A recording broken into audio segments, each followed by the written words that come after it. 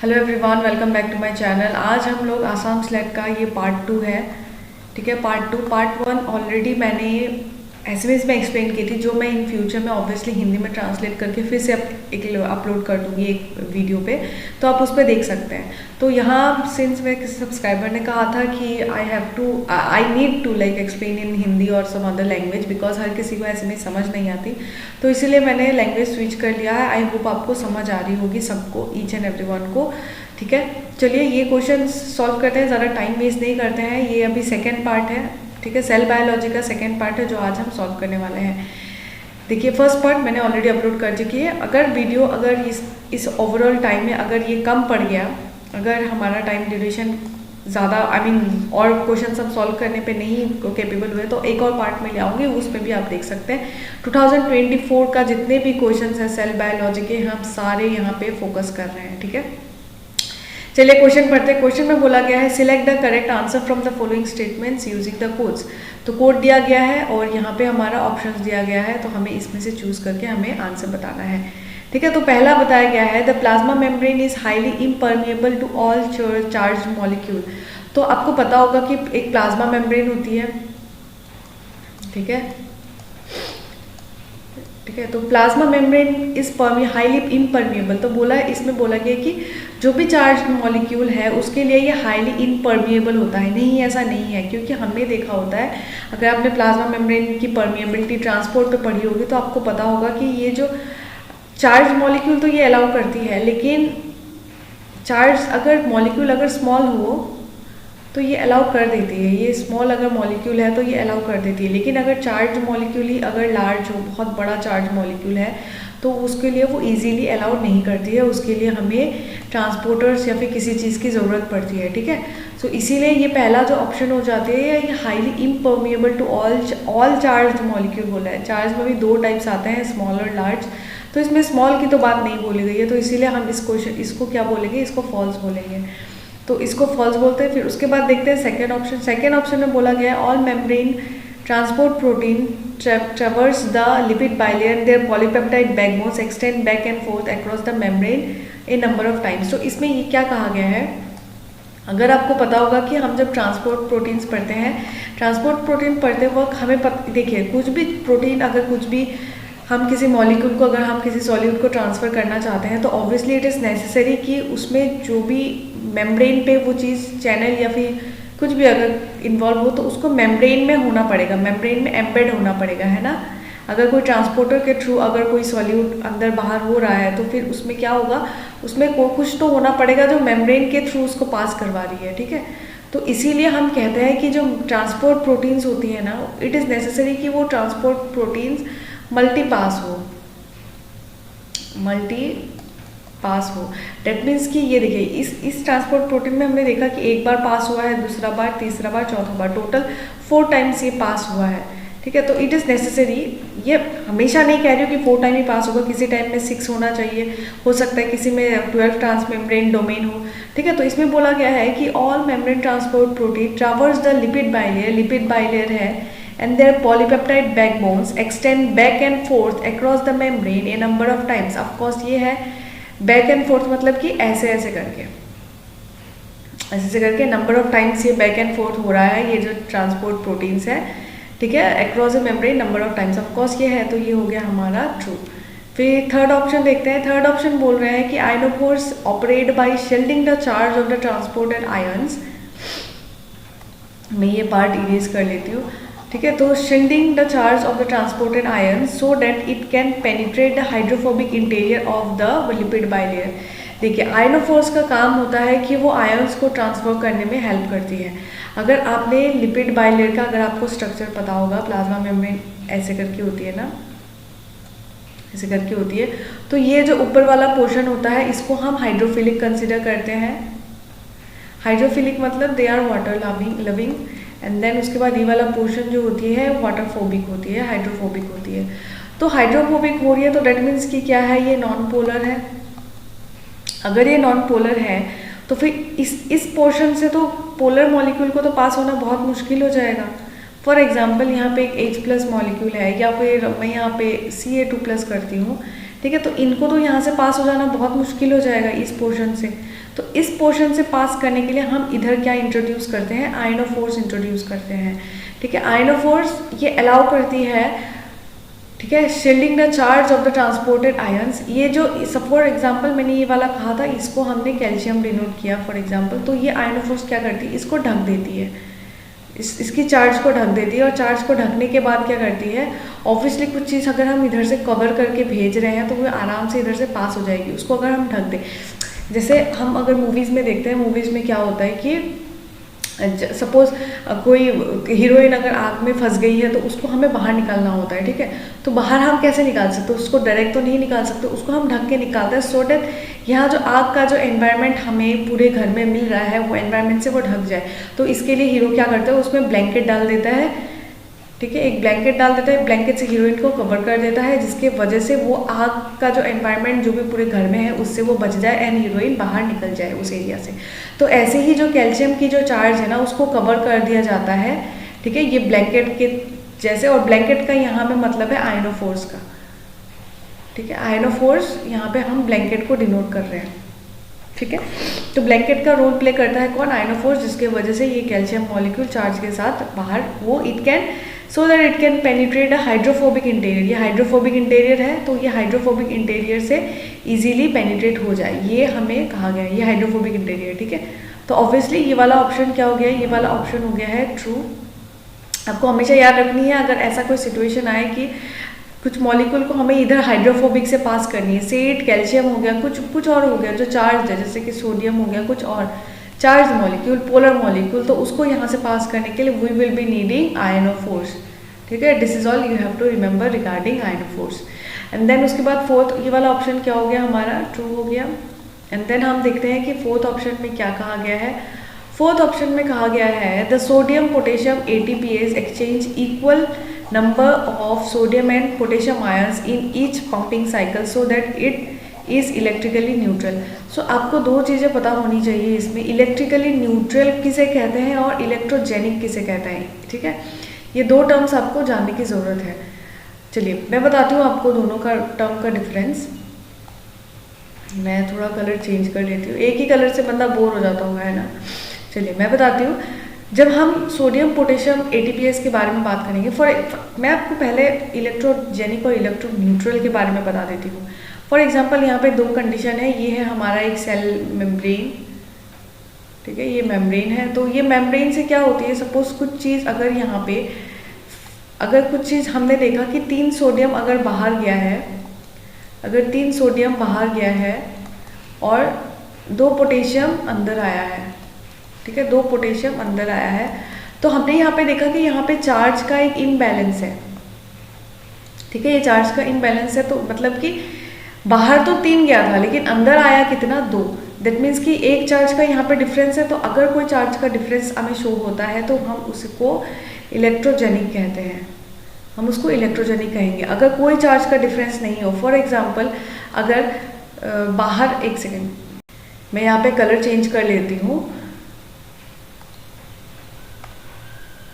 For example बाहर अगर 3 sodium चला गया, ठीक है, बाहर अगर 3 सोडियम चला गया, अगर अंदर 3 पोटेशियम अगर अंदर आ गया, सो इस कंडीशन को हम इलेक्ट्रो न्यूट्रल कहेंगे, क्योंकि ये न्यूट्रल हो रहा है चार्ज, ठीक है, पॉजिटिव नेगेटिव दोनों मिलकर न्यूट्रल हो रहा है, लेकिन यहाँ पे न्यूट्रल नहीं हो रहा है, तो इसीलिए हम इसको कहेंगे इलेक्ट्रोजेनिक और इसको कहेंगे इलेक्ट्रो न्यूट्रल, ठीक है। तो जब हम सोडियम पोटेशियम, यहाँ क्या बोला गया है, जब हम सोडियम पोटेशियम पढ़ते हैं ना, इसमें बोला गया है कि ATPase exchange equal numbers of sodium and potassium ions in this pumping cycle electrically neutral. देखिए डेफिनेशन तो सही है कि इलेक्ट्रिकली न्यूट्रल ऐसा होगा जब equal number of sodium and potassium अंदर बाहर होगा, ठीक है। लेकिन यहाँ पे बात ये कि सोडियम पोटेशियम ATPase में ऐसा एक्चुअली में नहीं होता है, ये वाली कंडीशन एक्चुअली में हमें देखने को नहीं मिलती। एक्चुअली कंडीशन जो होती है वो हमें, यहाँ मैंने आपको एक्सप्लेन करी थी, ये वाला कंडीशन होती है जो हमने यहाँ पे देखी है, ये वाला कंडीशन होती है कि एक्चुअल सोडियम पोटेशियम जो ATPase होती है ना, उसमें हमें दिखता है कि 3 सोडियम बाहर जाती है और 2 पोटेशियम अंदर आती है। तो ये वाला तो इलेक्ट्रिकली न्यूट्रल तो कंडीशन नहीं है, ये वाला क्या हो जाएगा, इलेक्ट्रोजेनिक हो जाएगा, ठीक है, क्योंकि हमने यहाँ देखा होता है कि 3 सोडियम बाहर तो चला गया लेकिन 2 पोटेशियम अंदर आया, दैट इज इलेक्ट्रोजेनिक। अगर आप सोडियम पोटेशियम पंप या फिर सोडियम पोटेशियम ATPase, ये स्ट्रक्चर, इसका जो पंप वाला देखेंगे ना, इसका जो डायग्राम है अपने हाई सेकेंडरी में या फिर हाई सेकेंडरी में तो नहीं, वैसे ग्रेजुएशन में या फिर मास्टर्स में पढ़ी होगी, सोडियम पोटेशियम पंप फिजियोलॉजी में भी एक बहुत बड़ा इंपॉर्टेंट रोल प्ले करता है। तो इस पोर्शन पे हमने ये देखी होती है कि ये एक्चुअल में ऐसा होता है, ये वाला कंडीशन अगर दे रहा होता, अगर 3 सोडियम और 3 पोटेशियम अंदर आ रहा होता तो ये इलेक्ट्रॉन न्यूट्रल होता और ये हमारा आंसर सही हो जाता, लेकिन ऐसा नहीं है। हमारा एक्चुअल कंडीशन ये है इलेक्ट्रोजेनिक, तो ये वाला ऑप्शन फॉल्स होता है। ठीक है, तो हम देखते हैं कि हमारे हिसाब से ऑप्शन में कौन सा सही बैठ रहा है। ओके, तो इसमें पहला false, true true false, false true true false, तो ये रहा हमारा बी ऑप्शन करेक्ट हो जाता है, जिसमें हमने देखा कि फॉल्स है पहला वाला, फिर उसके बाद है ट्रू, उसके बाद ट्रू और उसके बाद फॉल्स। एक बार चेक कर लेती हूँ, ionophores so that it can penetrate hydrophobic, of course it is correct, and then ये ठीक है, ट्रू है, प्लाज्मा मेम्ब्रेन ठीक है। चलिए, ये वाला आंसर तो हमारा सही हो गया है, ये क्वेश्चन सही हो गया। अब हम आगे नेक्स्ट क्वेश्चन की तरफ बढ़ते हैं। आई होप आपको ये समझ आ गया, कुछ भी डाउट हो तो कमेंट सेक्शन में पूछ सकते हैं, हम वहाँ पे कन्वर्सेशन कर सकते हैं। एंड मैं आपको रिमाइंड कर दूँ, मेरा एक टेलीग्राम चैनल भी है, उस पर भी आप ज्वाइन कर सकते हैं। और मोर ओवर, अगर आप CSI के लिए भी प्रिपरेशन करें या कुछ और प्रिपरेशन करें, आप थोड़ा अपना प्रिपरेशन लेवल को एडवांस लेवल पे ले जाना चाहते हैं, स्लेट से थोड़ा आगे, तो आप मेरे एक दूसरे चैनल है जिसका नाम है by the name of wise wave academy, आप उस पर भी जाकर सब्सक्राइब करके उसकी भी कंटेंट को आप व्यू कर सकते हैं। ठीक है, चैनल को सब्सक्राइब करें ना भूलें, वीडियो को लाइक कर दीजिए, बिकॉज मैं बहुत ही मेहनत के साथ वीडियोस बनाती हूँ तो आपके लिए। सो आई होप आपको समझ आ रहा होगा। And let's proceed to the next question. चलिए, ये दूसरा क्वेश्चन है। ये दूसरा क्वेश्चन में देखते हैं कि इसमें कहा क्या गया है। इसमें कहता है कि select the correct answer from the following statement, या वही ट्रू फॉल्स का केस है। तो इसमें बोला कि in lipid bilayer lipid tail points outward attracting water molecule. तो आपको लिपिड मॉलिक्यूल का आपको स्ट्रक्चर पता होगा। ठीक है, ये होता है उसका टेल पोर्शन और ये होता है उसका हेड पोर्शन। तो हम नेचर में हमें जब मेम्ब्रेन हम देखते हैं तो उसमें हम कैसे देखते हैं, ऐसे कुछ ऐसे एम्बेड होता रहता है ना, ऐसे कुछ ऐसे ही तो कुछ बाइलेयर बनती है ना, ऐसे करके कुछ बाइलेयर बनती है। तो हमारा क्वेश्चन यहाँ पे ये अराइज हो रहा है, इसमें हमें ऑप्शन में क्या पूछा गया है, ऐसे करके हमारी लिपिड बाइलेयर। तो ठीक है, तो ऑप्शन में बोलेगा in a lipid bilayer lipid tail points outward. इसमें बोला गया है, देखिए यहाँ पे हमने देखा कि ये पॉइंट आउटवर्ड्स नहीं हो रहा है, इनर वाला पोर्शन जो है वो हाइड्रोफोबिक है। ठीक है, फोबिक है मतलब इसको ये वाटर की तरफ नहीं जाएगा। ठीक है, वाटर की तरफ ये एंटी वाटर है। ठीक है, वाटर से डरता है, वाटर से फोबिया है इसको। तो in a lipid bilayer lipid tails point outwards attracting water molecules. Of course ऐसा नहीं है, क्योंकि टेल हमें बाहर की तरफ तो नहीं मिल रहा, बाहर की तरफ हमें क्या मिल रहा है, हेड पोर्शन मिल रही है।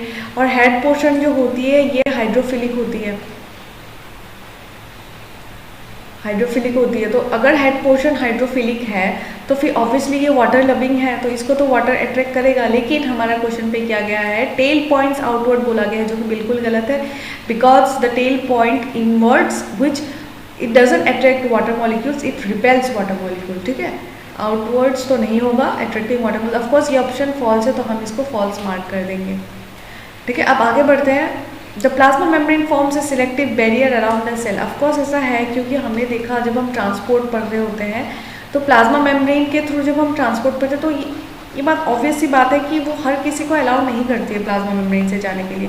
ठीक है, तो प्लाज्मा मेम्ब्रेन बड़ा ही सिलेक्टिव है सॉफ्टनेस सॉल्यूट्स को लेके, किसको वो अलाउ कर रहा है किसको वो नहीं कर रहा है। तो बड़ा ही सिलेक्टिव होने की वजह से क्या हो जाती है, हमारा ये वाला ऑप्शन क्या हो जाती है, selective barrier of the cell, ये हो जाती है हमारा ट्रू।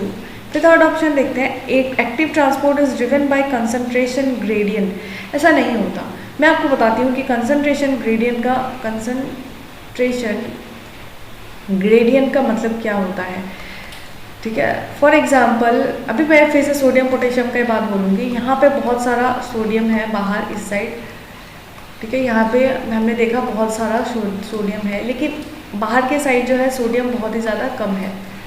ठीक है, बाहर सोडियम बहुत ही ज़्यादा कम है। अगर यहाँ पे ट्रांसफ़र, अगर मैं पेन का कलर चेंज करती हूँ, यहाँ पे अगर ट्रांसफ़र हाई कंसंट्रेशन तो से लो कंसंट्रेशन तक हो रही होती है ना, ऐसे करके इधर अगर मूवमेंट हो रही होगी तो इसको हम कंसंट्रेशन ग्रेडियंट तो बन रही है। ठीक है, यहाँ पे हाई टू लो है, लेकिन इसको हम एक्टिव ट्रांसपोर्ट नहीं कहेंगे, क्योंकि ये नॉर्मल चीज़ है, ये पैसिवली ही ये डिफ्यूज़ हो सकता है हाई टू लो। ठीक है, इसमें कोई मेहनत करने की ज़रूरत नहीं है।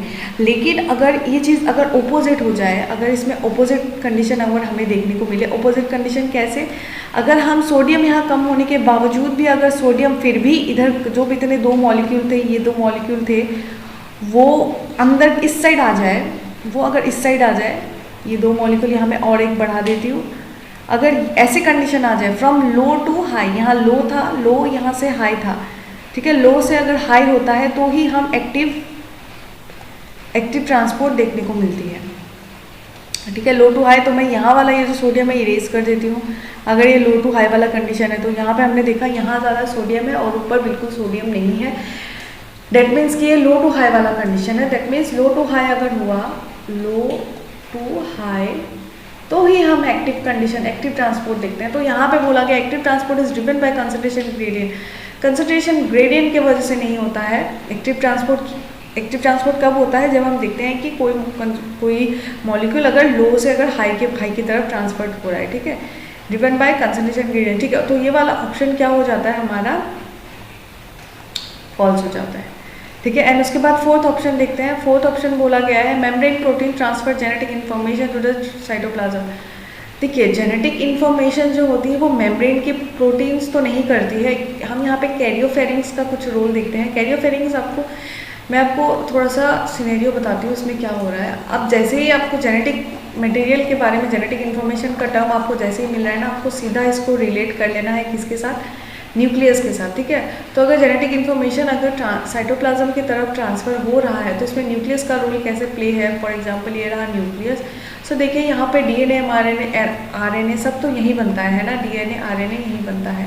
तो न्यूक्लियस से अगर कुछ चीज़ बाहर जाना होता है तो हमको पता होता है न्यूक्लियस से कुछ चीज़ बाहर जाना होता है तो कार्योफेरिंग्स का रोल आता है, और हम उसको न्यूक्लियोपोरिन्स भी कहते हैं। ये हेल्प करती है यहाँ से न्यूक्लियस से बाहर जाने के लिए। ठीक है, तो यहाँ पे मेम्ब्रेन प्रोटीन तो नहीं मदद करती, यहाँ पे इंफॉर्मेशन साइटोप्लाज्म को ट्रांसफर करने के लिए इसमें न्यूक्लियोपोरिन्स का रोल आ जाता है। ठीक है, न्यूक्लियोपोरिन्स का रोल आ जाता है, और ये रहा हमारा न्यूक्लियस और ये हमारा साइटोप्लाज्म। ठीक है, सो ऑब्वियसली ये वाला ऑप्शन क्या हो जाती है, फॉल्स। तो हम अपना ऑप्शन को देखेंगे, false true false false, false true false false. तो ये वाला ऑप्शन हमारा बी वाला आंसर सही हो जाता है। ठीक है, चलिए बढ़ते हैं अभी आगे जो नेक्स्ट क्वेश्चन है उसके तरफ। हम ये वाला कर लेते हैं क्योंकि मेरे पास टाइम कम है और वीडियो में और ज़्यादा लेंथी नहीं कर सकते, तो ये छोटा वाला क्वेश्चन को सॉल्व कर लेते हैं। इसमें बोला गया है if sodium pump is blocked in a nerve fibre which of the following is most likely to happen. ठीक है, तो मैंने थोड़ी देर पहले आपको कहा कि हम सोडियम पोटेशियम पंप जब यहाँ पे पढ़ते हैं, ठीक है, तो होता क्या है, सोडियम जो होती है सेल से बाहर जाती है और पोटेशियम जो होती है सेल के अंदर आती है। ठीक है, 3 सोडियम बाहर जाती है, 2 पोटेशियम अंदर आती है। तो इसमें बोला गया है अगर सोडियम पंप को अगर हम ब्लॉक कर दें, ठीक है, अगर इस चीज़ को हम ब्लॉक कर दें तो हमें क्या कंडीशन देखने को मिलती है। इसको हमने ब्लॉक कर दिया अभी, ठीक है, इसको ब्लॉक कर दिया तो हमें क्या देखने को मिलती है। तो इसमें बोला गया है sodium inside the nerve cell will increase. Of course ऐसा होगा बिकॉज हम यहाँ सोडियम को बाहर जाते हुए नहीं देखेंगे। इस पॉइंट पे सोडियम बाहर नहीं जाएगा, ठीक है, ना ही पोटेशियम अंदर जाएगा। ठीक है, ना सोडियम अंदर जाएगा बाहर आएगा, ना पोटेशियम अंदर जाएगा। तो इस पॉइंट को हम क्या करेंगे, कंसीडर नहीं करेंगे। अगर इस पॉइंट को कंसीडर नहीं कर रहे हैं, ठीक है, तो फिर क्या होगा, सोडियम तो बाहर नहीं जाने वाला है, तो इसीलिए हम यहाँ पे सोडियम अंदर अभी भी रह जाएगा। 3 सोडियम जो बाहर जाने वाला था वो नहीं जाएगा, तो सोडियम बिल्कुल बाहर नहीं जाने वाला है, तो सोडियम हमें यहाँ पे क्या मिलेगा, सोडियम अंदर ज़्यादा मिलेगा। और क्या होगा कि पोटेशियम जो अंदर आ रहा था, पोटेशियम अभी अंदर नहीं आएगा, पोटेशियम अभी बाहर रहेगा। ठीक है, तो इस कंडीशन में हमने देखा कि सोडियम के साथ ऐसा हुआ है, तो ऑप्शन में क्या हो जाएगा, sodium inside the nerve cell will increase. तो ये वाला ए वाला ऑप्शन हमारा करेक्ट हो जाता है। बाकी देखते हैं, sodium outside the nerve will increase. नहीं, सोडियम नर्व से बाहर इंक्रीज नहीं होगी। अगर सोडियम इंक्रीज होती, कब किस कंडीशन में सोडियम इंक्रीज होती, तब होती सोडियम इंक्रीज जब हम पंप को ब्लॉक नहीं कर रहे होते। नॉर्मल कंडीशन में सोडियम बाहर इंक्रीज होती, लेकिन यहाँ पे ऐसा नहीं है। Sodium and potassium will increase outside the nerve. Of course sodium और पोटेशियम बाहर इंक्रीज नहीं होगी, बिकॉज पोटेशियम इंक्रीज होगी बट सोडियम इंक्रीज नहीं होगी, बिकॉज यहाँ पे हमने देखा होता है कि सोडियम जो है, सोडियम अंदर ज़्यादा होगी और बाहर कम। ठीक है, तो ये सी ऑप्शन भी गलत हो जाता है। D option inside the nerve will increase, पता नहीं क्या है, मैंने जहाँ से लिया इसका ये वाला गायब है, लेकिन फिर भी हमें अपना आंसर तो पता चल गया है। Obviously it's a, that is sodium inside the nerve will increase. ठीक है, ये वाला हो गया हमारा करेक्ट आंसर।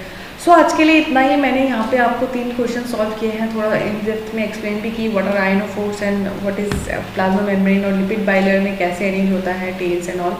तो आई जस्ट होप आपको ये वीडियो पसंद आई है, क्योंकि और 2 क्वेश्चन आई गेस रह गए हैं, एक ये क्वेश्चन और एक ये क्वेश्चन। ठीक है, तो ये 2 क्वेश्चन को मैं अपने नेक्स्ट वीडियो में ले आऊँगी। अब जो हमारा लास्ट वीडियो होगा सेल बायोलॉजी का 2024 का लास्ट पेपर। देखिए, मेरे पास एडिटिंग ऐप नहीं है। अगर आप किसी एडिटिंग ऐप को जानते हैं जो 30 मिनट से ज़्यादा आपको लेंदी वीडियो बनाने के लिए अलाउ करता है, तो आप प्लीज़ मुझे इन्फॉर्म कीजिए, मैं उसको ट्राई करूँगी उस पर वीडियोज़ बनाने के लिए, तब सो दैट मैं सब कुछ एज ए होल ऐड करके मैं आपको वीडियोज़ डाल दूँ। ठीक है, 1 आवर का भी एक मैं लंबा वीडियोज़ डाल सकूँ। एक्चुअली यहाँ पे कंडीशन नहीं होती, मैं आपको मेरी प्रॉब्लम बताती हूँ। मैं जो स्क्रीन रिकॉर्डिंग जो ऐप यूज़ कर रही हूँ, वो ऐप सिर्फ 10 मिनट्स का ही मुझे टाइम पीरियड देता है। अगर आपको स्क्रीन रिकॉर्डिंग ऐप जो लैपटॉप में यूज़ होती है विंडोज़ में, तो आप मुझे सजेस्ट कर सकते हैं कमेंट सेक्शन में। लेकिन यहाँ पे मैं आपको बताती हूँ कि मेरे साथ क्या होता है कि मैं ये रिकॉर्ड कर रही होती तो ये सिर्फ 10 मिनट्स ही अलाउ करते, तो ऐसे 10 मिनट्स का टोटल मेरे पास 30 मिनट्स बन जाता है, तो 3 ही क्वेश्चन मैं सॉल्व कर पाती हूँ। ठीक है, तो इसीलिए थोड़ी ये दिक्कत है। आई होप ये मैं बहुत जल्दी रिजॉल्व कर लूँ किसी एक्सपर्ट से बात करके। So that's all for today, thank you so much for watching guys. आगे की वीडियोस देखते रहिए, जहाँ पे मैं और बाकी के सेल बायोलॉजिस्ट के 2024 के क्वेश्चन सॉल्व करूँगी, या एंड ऑफकोर्स मैं बाकी के ईयर के भी क्वेश्चन सॉल्व करूँगी सेल बायोलॉजी के, जिसको मैं पार्ट्स में रिलीज़ करूँगी। ठीक है, एज ए होल आप प्ले लिस्ट में जाके देख सकते हैं। That's all for today, thank you so much for watching guys, have a nice day.